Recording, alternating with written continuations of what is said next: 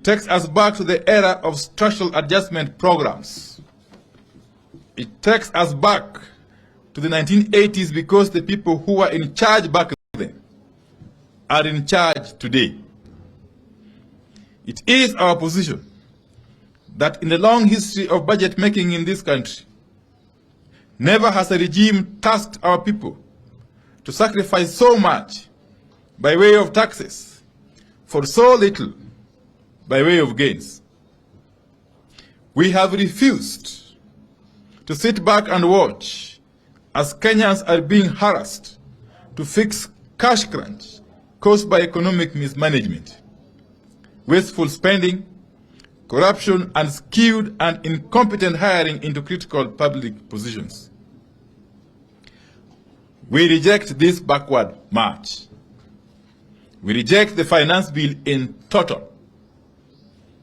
We reject excess taxation to finance wasteful expenditure.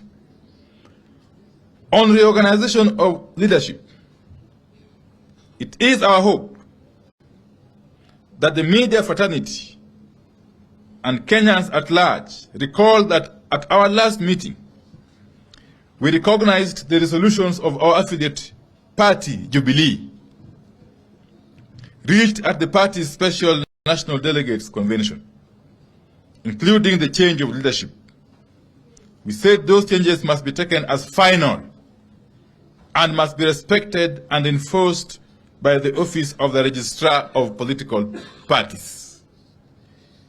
In furtherance of those resolutions by Jubilee NDC, Azimio has today settled on the Honorable Mark Mwenje, the MP for Embakasi West, as the Deputy Minority Whip of the National Assembly.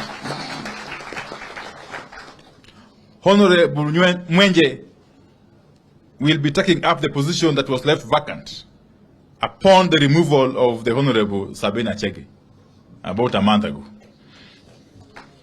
We